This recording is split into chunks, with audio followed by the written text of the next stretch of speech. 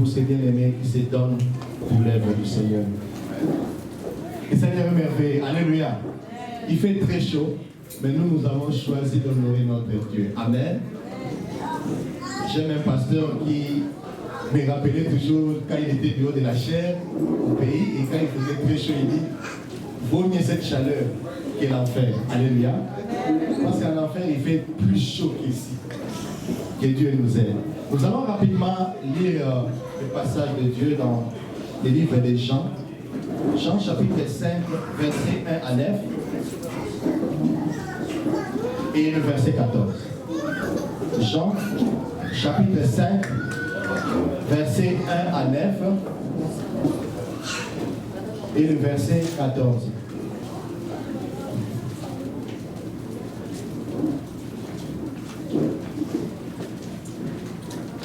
Si nous avons trouvé, nous allons lire. Et si cela ne nous dérange pas, par respect à notre Dieu, nous allons nous lever. Juste cette lecture et puis nous allons nous asseoir. Après cela, il y eut une fête des Juifs et Jésus monta à Jérusalem. Or, à Jérusalem, près de la porte des brebis, il y avait une piscine qui s'appelle en hébreu Bethesda et qui a 5 portiques. Sous ces portiques étaient couchés un grand nombre de malades, des aveugles, des boiteux, des paralytiques qui attendaient le mouvement de l'eau. Car un ange descendait de temps en temps dans la piscine et agitait l'eau. Et celui qui descendait le premier, après que l'eau avait été agitée, était guéri, quelle que soit sa maladie.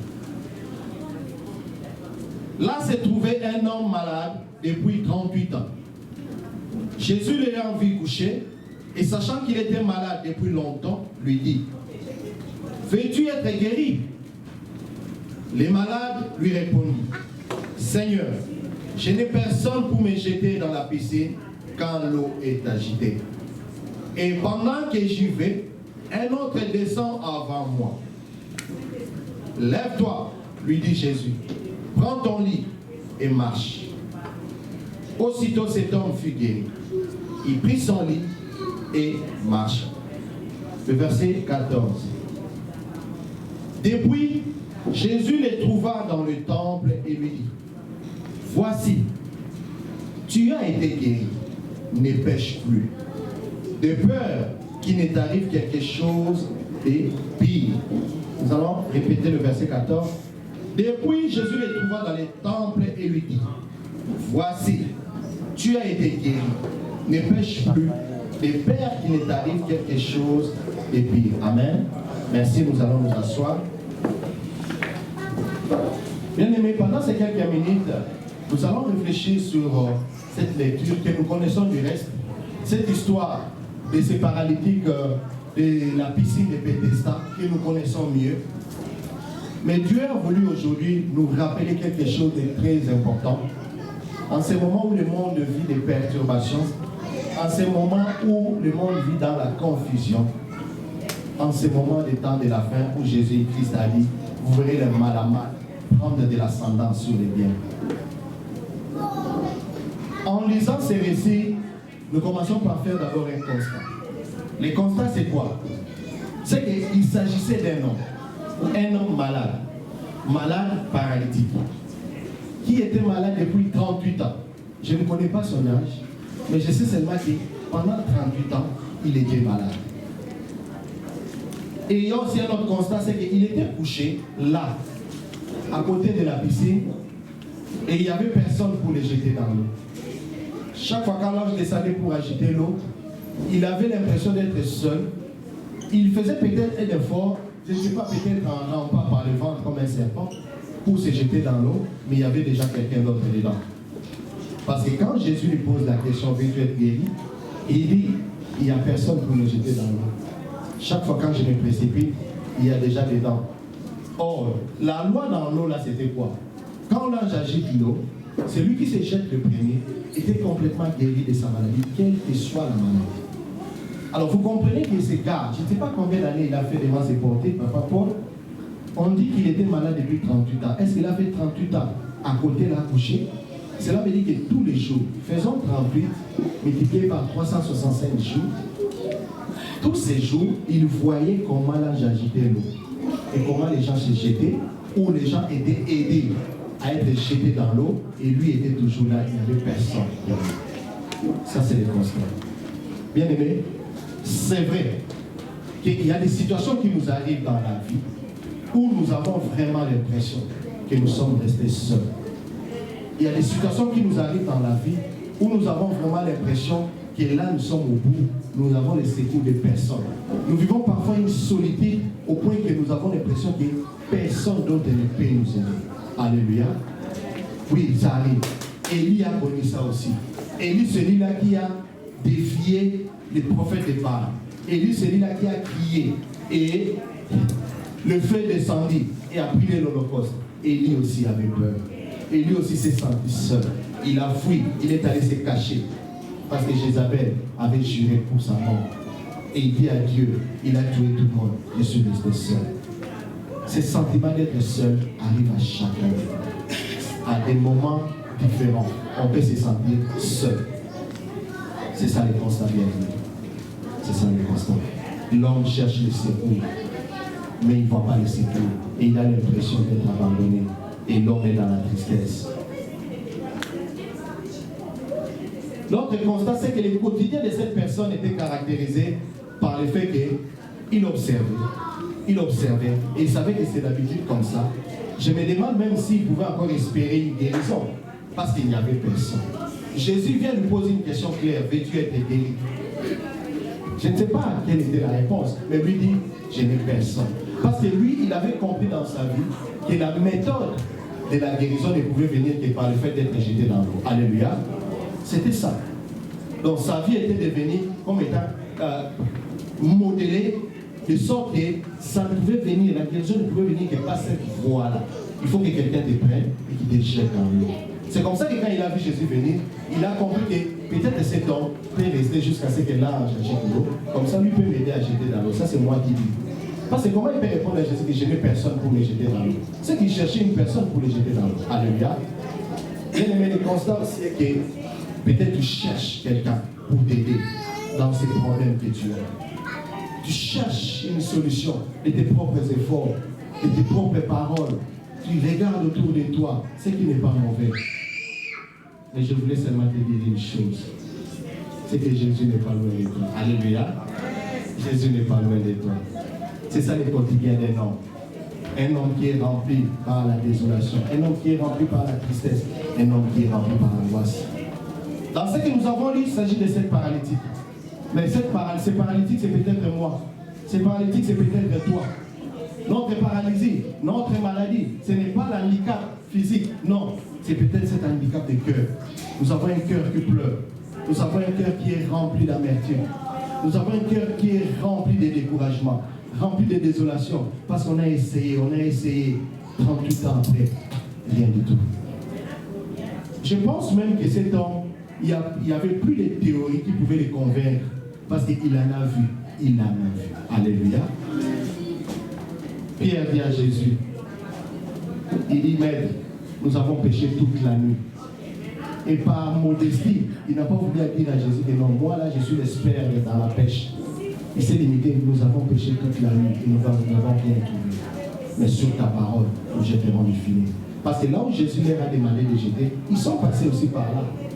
Quelqu'un qui pêche toute la nuit dans un coin, c'est clair qu'il est passé. Il savait où aller le poisson la nuit et où il s'est dirigé l'aurore, le matin. Mais il dit: sur ta parole, je jetterai le filet. Bien aimé, deuxième point, mes bien-aimés, c'est l'influence de la réalité sur le comportement de cette personne. Cette personne a vécu une réalité. Sa réalité, c'était quoi? C'est qu'il était toujours là. Et sa maladie était toujours là. Année après année.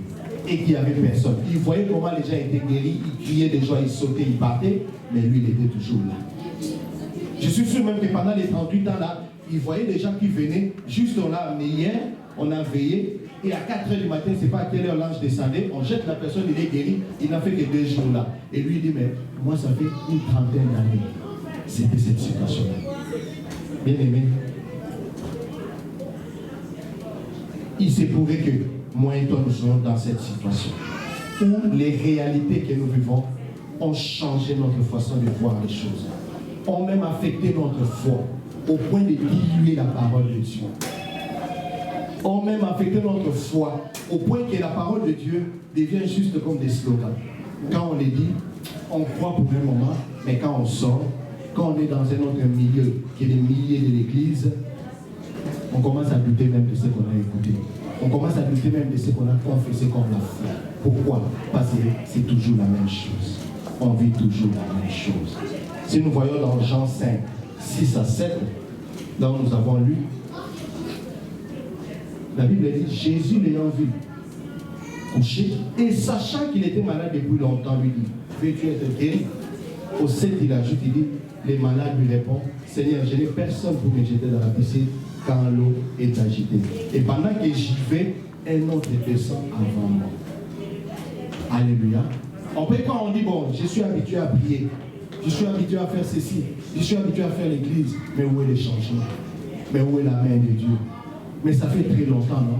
Mais pourquoi? Pourquoi ça? Il y en a même qui viennent après moi, qui me dépassent. C'est comme si on est dans une course, et moi j'étais en avance, et je vois les gens venir de loin me dépasser, mais je manque la force pour continuer ma course. Alléluia. C'est ça la triste réalité, bien-aimé. Et c'était ça la réalité de cette paralytique. C'était ça la réalité de cette paralytique. Tu vis sous une influence, l'influence des choses que tu vis au quotidien. Et vous savez, le diable est tellement rusé qu'il vient profiter de ces choses-là. Qu'il vient profiter de ces choses-là pour commencer à te faire douter de la puissance de Dieu. Il vient te faire douter de la présence de Dieu. Il vient te faire douter de la main de Dieu. Nous l'avons dit plusieurs fois du haut de cette chaîne. Le silence de Dieu n'est pas synonyme de son absence. Alléluia. Le silence de Dieu fait partie, entre dans le processus de Dieu quand il intervient pour nous. Son silence fait aussi partie des étapes que Dieu utilise de foi pour venir à notre secours. Alléluia. Mais il y a une vérité, c'est le troisième point. Dans la réalité que ces paralytiques vivaient, il a oublié qu'il y avait une vérité. La vérité c'est quoi? C'est Jésus-Christ. Alléluia. La Bible dit, Jésus-Christ est venu, il était là. Il y avait une foule de malades. C'est ce que dit la Bible, un grand nombre de malades. Comment Jésus-Christ a pu localiser seulement ces paralytiques? Je ne sais pas. La Bible dit, Jésus savait que ces paralytiques étaient malades. Et il était malade depuis longtemps. Bien aimé, même si tu n'as personne pour t'aider, même si tu n'as personne pour te venir en aide, tu n'as personne pour t'assister, pour te secourir dans ces problèmes, même si tu as l'impression que tu n'as personne, même si ça a trop duré, si tout le monde va oublier ta tristesse, ta douleur, Jésus n'oubliera pas. Dès le premier jour où tu as pleuré, Jésus a écouté. Et il est en train de compter les jours. Et il regarde son calendrier. Il n'est jamais tard pour Jésus. Et il n'est jamais tôt pour Jésus. La Bible dit, Jésus s'est retrouvé à cet endroit. Il y avait plein de malades. Pourquoi il ne s'est pas dirigé vers d'autres? Il cible une personne. Pour bref, dès qu'il a agi dans la vie de cette personne, la Bible dit, Jésus a disparu dans la foule. Alléluia. Cela veut dire que Jésus est venu pour cette personne. Bien aimé, 38 ans, il était là. Il n'y avait rien. Le désespoir. Il y avait tout ce que l'on peut endurer comme peine. Mais il y avait un jour. Il y avait un jour. Ce jour-là s'appelle Jésus. Où les choses n'étaient plus comme d'habitude. Où ce n'était plus comme tout le monde. Ce n'était plus les hommes là qui prenaient, qui jetaient. C'était Jésus lui-même qui était là devant cet homme. Et Jésus pose la question. Et quand Jésus pose la question, la Bible dit, il savait déjà que cette personne était malade depuis longtemps. Alléluia.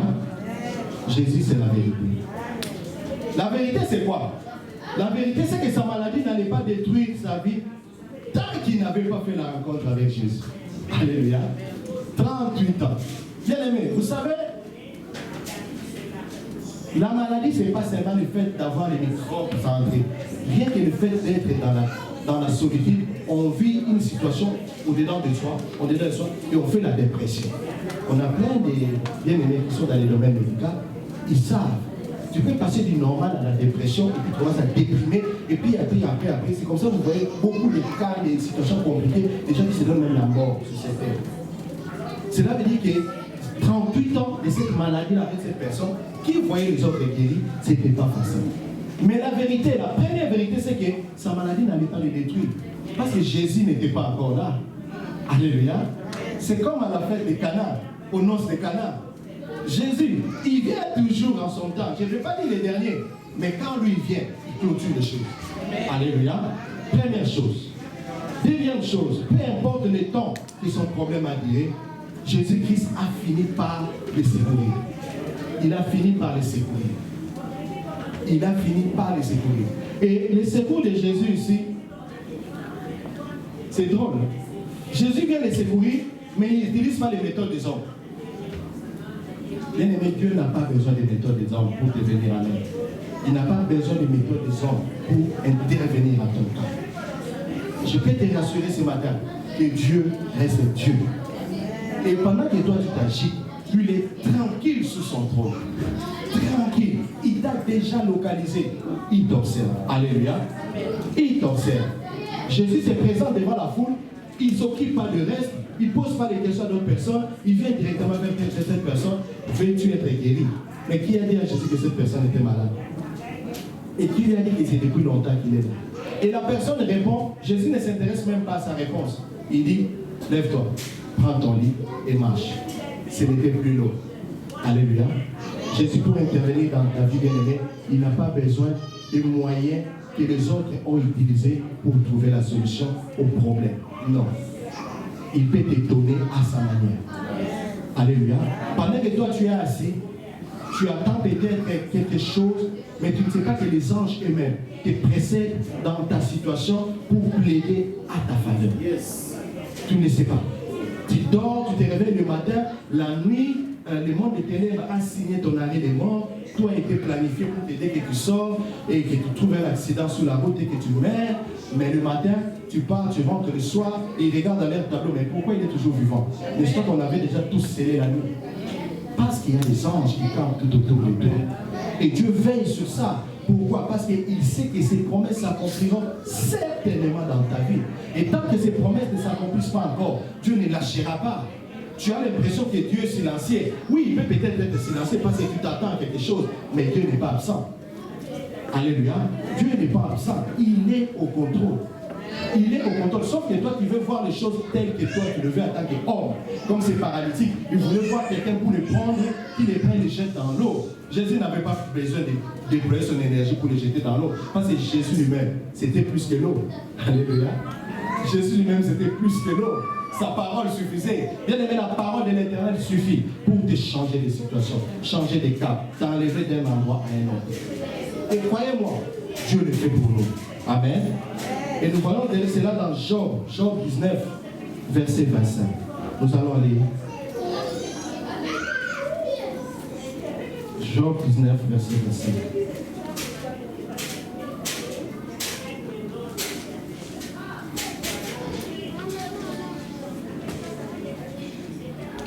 Excusez-moi, le temps de retrouver ce passage. Job 19, verset 25. Il est écrit.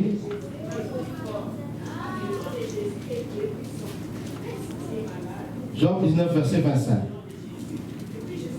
Mais je sais que mon Rédempteur est vivant et qu'il s'élèvera les derniers sur la terre. Job ruiné, complètement ruiné, tout perdu, enfant, bien, richesse, même sa santé. Job est devenu l'objet des moqueries de tout le monde. Il a même cette maladie qu'on ne sait pas décrire, des plaies partout dans le corps. Job maintenant se sert de la canne pour se gratter, parce que ça fait tellement, ça chatouille tellement qu'il doit se gratter.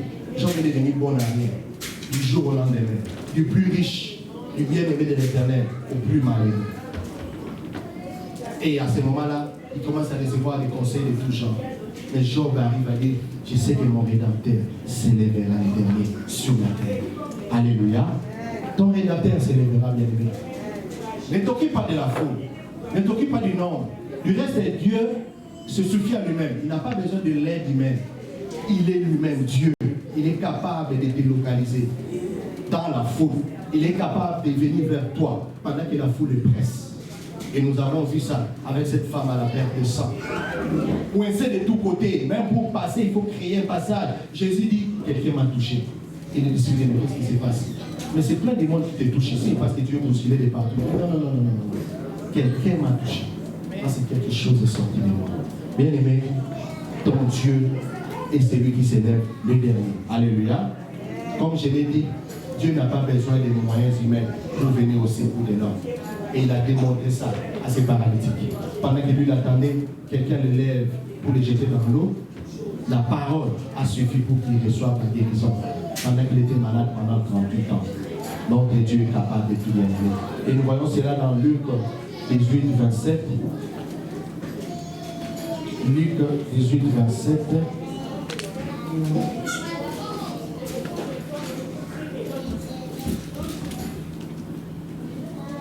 Luc 18, 27. Nous lisons au nom de Jésus-Christ. Jésus répondit, ce qui est impossible aux hommes est possible à Dieu. Alléluia. Ce qui est impossible aux hommes est possible à Dieu. Voilà pourquoi nous, en tant qu'humains, nous ne pouvons pas comprendre Dieu en profondeur.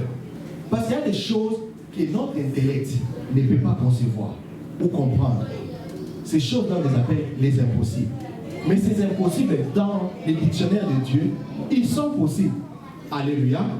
Voilà pourquoi nous devons comprendre que Dieu est capable de tout. Quatrième vérité, c'est que les paralytiques n'étaient pas seuls. Peut-être qu'il était loin de tout secours humain, mais il n'était pas seul. Parce qu'au loin, Jésus l'observait. Et de loin, Jésus-Christ l'avait localisé. Et Jésus-Christ attendait son heure. Alléluia. Parce que la Bible nous dit, dès que Jésus-Christ est venu et qu'il a guéri cette personne, juste après, il a disparu.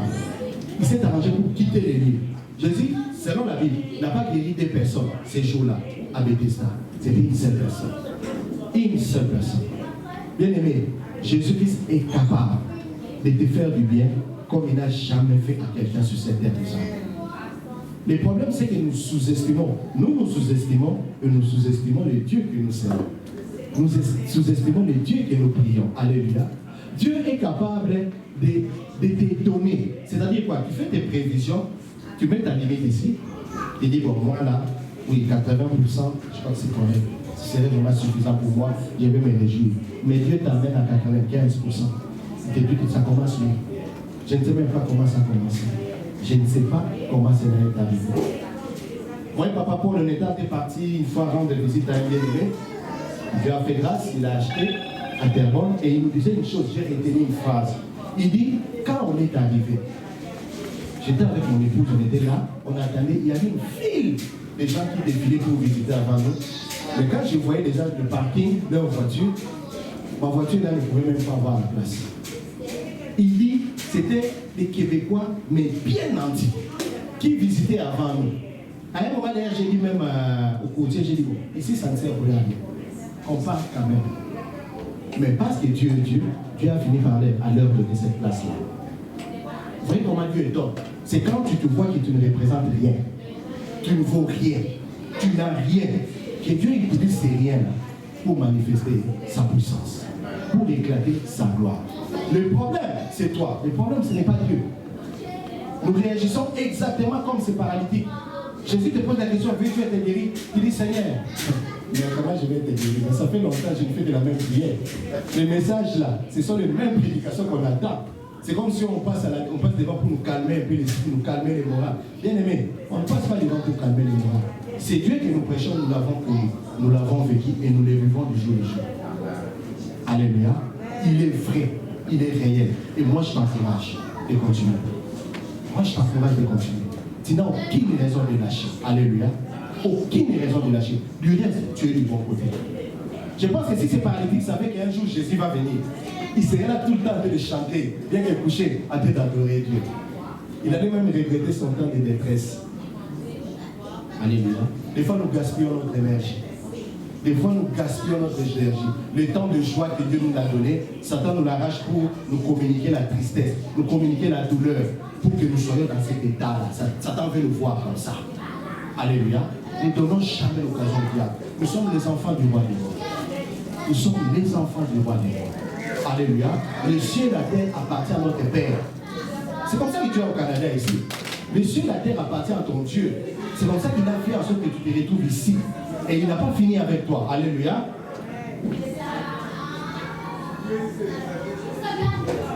Vous savez, Dieu dit une promesse à Josué. Il dit à Josué dans Josué 1, 5 à 6, il dit, nul ne tiendra devant toi tant que tu vivras. Je serai avec toi comme j'ai été avec Moïse. Je ne te délaisserai point et je ne t'abandonnerai point. Ça, c'est la promesse que Dieu nous fait comme enfant de Dieu. Bien aimé, tu peux douter de tout, mais de la présence de Dieu, non. Ne doute jamais de la présence de Dieu. Ne doute jamais de la présence de Dieu. Quand même tu ne vois pas, quand même tu as bourré de problèmes. Vous savez, des problèmes, ça arrivera toujours. Ça fait partie de notre école à Tankara. Les problèmes, il y en aura. Il arrivera des moments où tu as l'impression que non, tout le monde est sauf toi.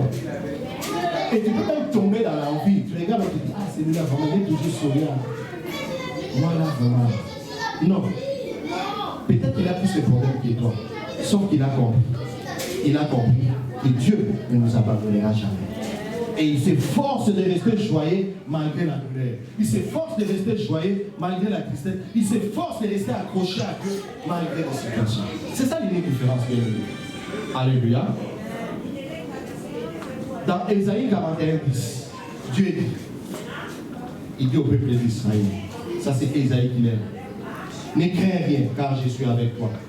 Ne promets pas des regards inquiets car je suis ton Dieu. Alléluia. Ne crains rien car je suis avec toi. Ne promets pas des regards inquiets car je suis ton Dieu. Dieu nous interdit de promener des regards inquiets, bien aimés. Dernière vérité, c'est que malgré la foule nombreuse, malgré cette multitude de gens qui étaient malades, Dieu avait quand même localisé ces paralytiques qui n'avaient personne. Dieu l'avait localisé. Alléluia. Ne pense pas que Dieu est encombré, il est embêté par les prières des autres. Non. Ta prière est entendue. Dieu attend la prière. Et il te connaît et il est avec toi. Et au moment où peut-être il viendra vers toi et il te guérira.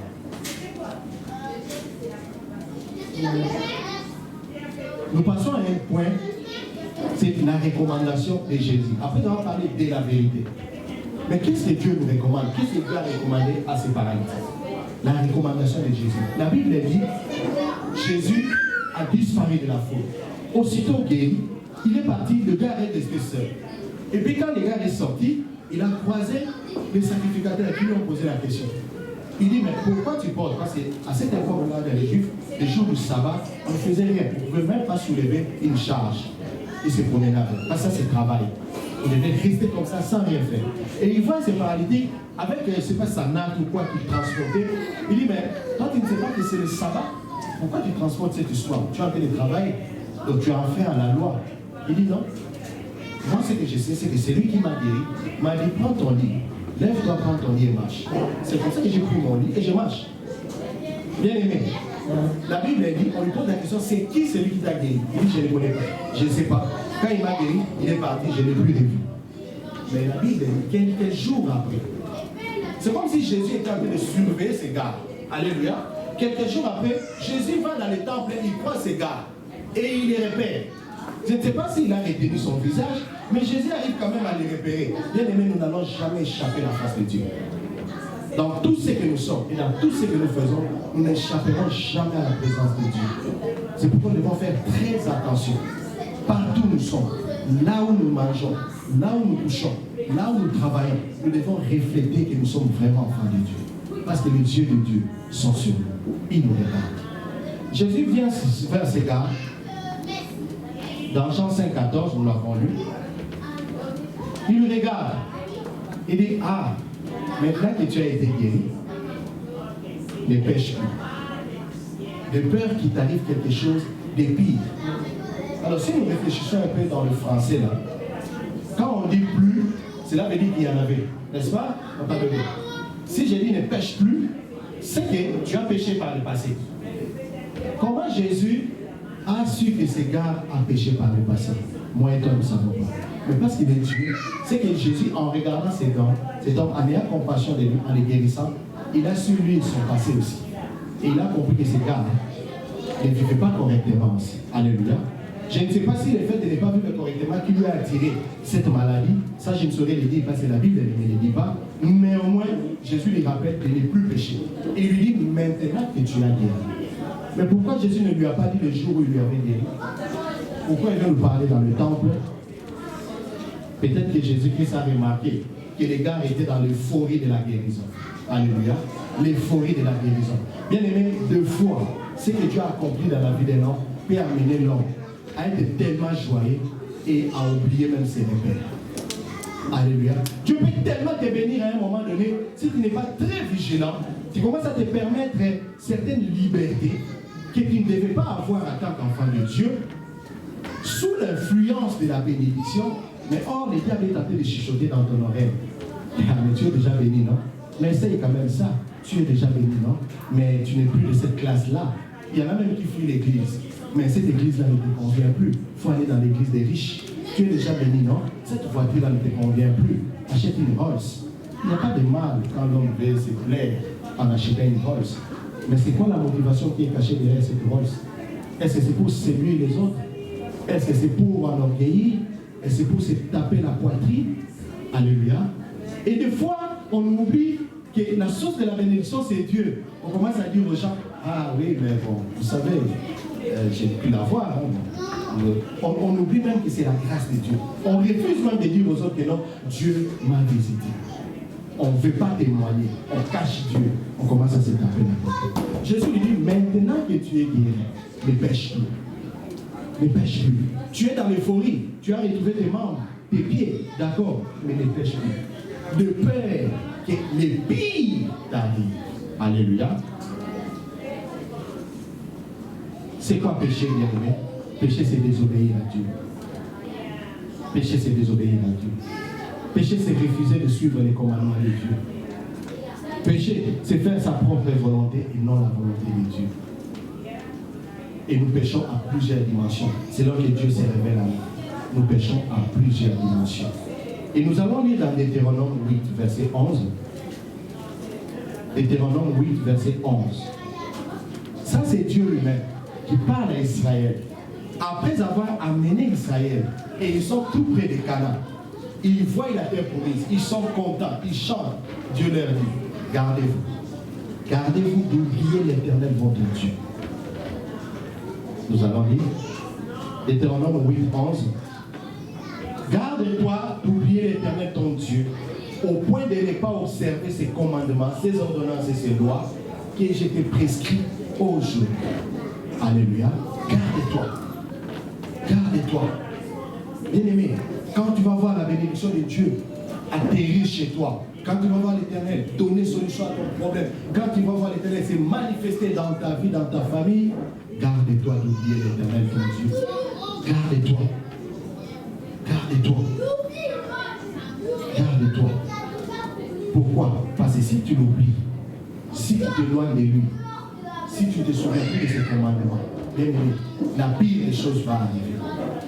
Ce n'est pas les souhaits de Dieu, mais tu l'auras voulu. La pire des choses va arriver. Parce que Dieu est dans sa parole. Dieu est dans sa parole. Nous connaissons l'histoire d'Israël avec le peuple d'Aïe. Un petit peuple de réalité. Israël a vu la grandeur de Dieu, il a vu la force de Dieu, il a vu la puissance de Dieu. Israël a gagné des combats qu'il n'espérait jamais. Il y a eu des moments même Dieu a dit, mettez-vous à l'écart, allez vous cacher dans la brousse, laissez-moi combattre vos ennemis. Et Dieu lui-même finit avec les ennemis d'Israël. Il sème la confusion entre eux, il commence à s'entretuer. Et Israël est là, il observe. Ils ont vu tout ça. Et à un moment donné, ils ont commencé à s'habituer avec Dieu. L'habitude, ils se sont habitués avec Dieu. Ils ont commencé à penser que Dieu est toujours de leur côté. Dieu pouvait comprendre tout ce qu'on fait attaquer. Or, Akab, après avoir été interdit par Dieu de toucher aux choses interdites, il est allé prendre le bien qu'il a caché sous prétexte qu'il amène ça pour les biens d'Israël. Dieu frappe Israël. Ils vont combattre Haï. Haï les extermine presque tous, tous les soldats. Ils disent il y a un problème. Dieu dit oui, il y a un problème entre eux. Il y a un interdit au milieu de vous. Jusqu'à ce que Dieu a dévoilé Akab. Et Achan a été tué, lui et toute sa famille. Pour calmer la colère de Dieu. Alléluia. Et c'est là, nous devons veiller à ce que la colère de Dieu ne descende pas. Après nous avoir fait du bien. Le souhait de Dieu n'est pas de nous faire du mal. Dieu veut que nous soyons dans ces biens-là, dans sa bénédiction qui enrichit, qui ne se fait suivre d'aucun chacun. Mais si nous-mêmes, nous oublions ces dieux-là, en commettant les péchés, en tournant les dos à Dieu, après avoir expérimenté son amour et sa puissance, Dieu nous tourne les dos aussi. Pourquoi? Parce que les péchés attirent les diables vers nous et éloignent Dieu de nous. Alléluia. Les péchés attirent les diables vers nous et éloignent les diables loin de nous. Bien aimés, pour conclure, nous avons deux tableaux ici. Peut-être parmi nous, il y a des gens qui ont vécu, qui sont encore dans la situation de ces paralytiques. Il y a des choses que tu attends de Dieu.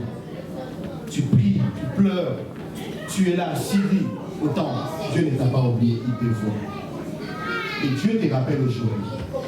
Et il nous met en garde d'éveiller, à ne plus pécher. Et s'attendre à sa délivrance, car elle est certaine. S'attendre à cette délivrance, car elle est certaine. Et faire confiance à sa parole. Et quand il va nous visiter, je ne vais pas nous détourner de lui.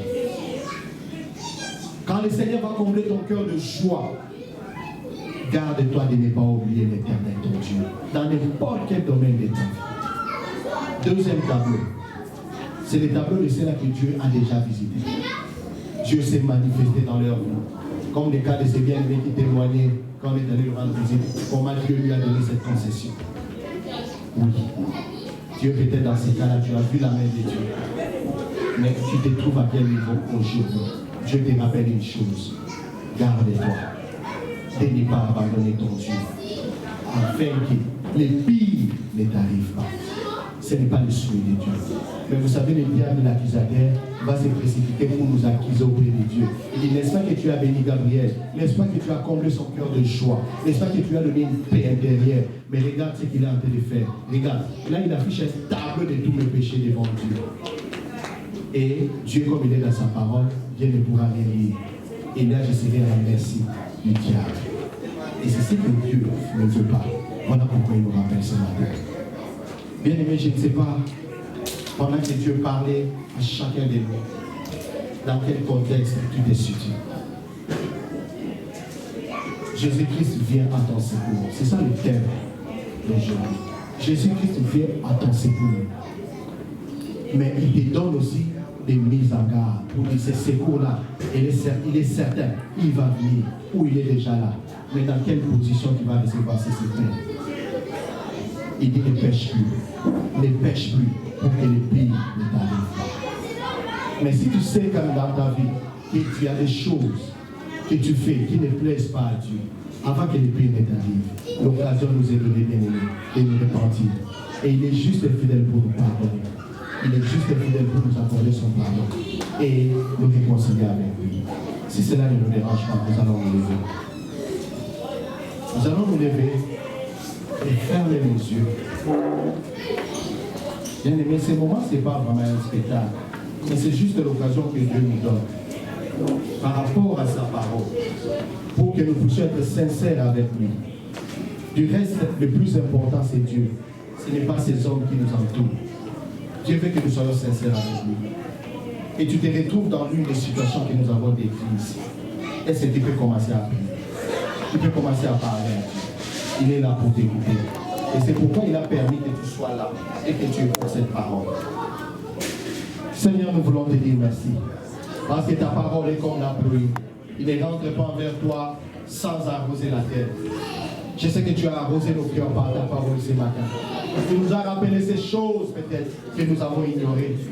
Et peut-être que ce matin nous nous retrouvons dans cette situation comme cette paralytique qui a perdu espoir, année après année, qui vit la même chose, au point que la foi est affectée, au point qu'on ne croit plus à rien, au point qu'on commence à être hésitant, même dans l'œuvre du Seigneur. Mais Seigneur, merci parce que tu as envoyé cette parole. Ta parole déclare que dans leur détresse, alléluia, tu as envoyé ta parole et ta parole est guérie. Je pense et je crois fermement que ta parole guérit quelqu'un ce matin, Seigneur Dieu, dans son état. Ta parole guérit quelqu'un, ta parole rénove donne l'espoir. C'est encore possible.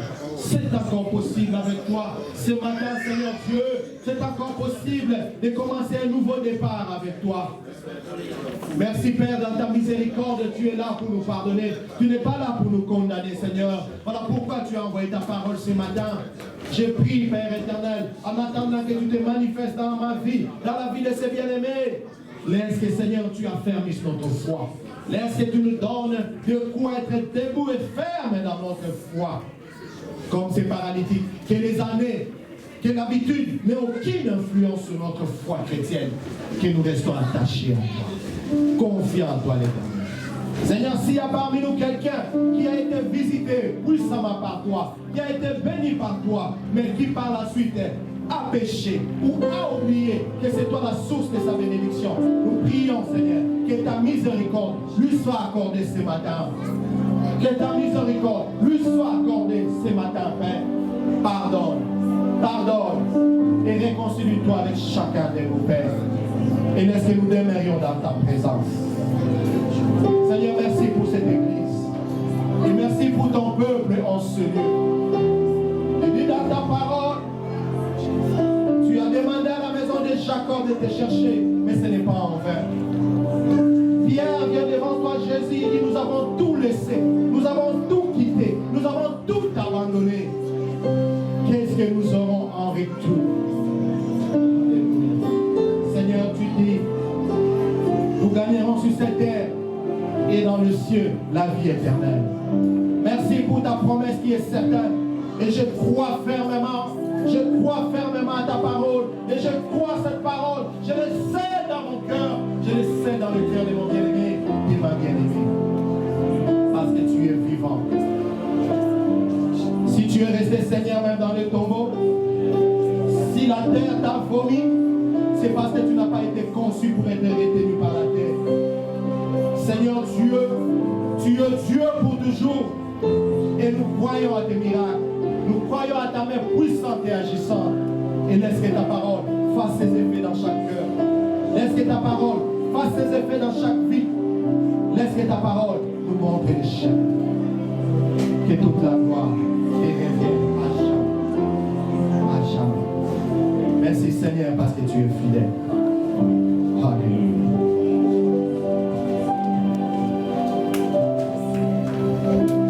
Est-ce que nous pouvons acclamer le Seigneur? Est-ce que nous pouvons acclamer, pousser le cri de joie pour la gloire de notre Dieu?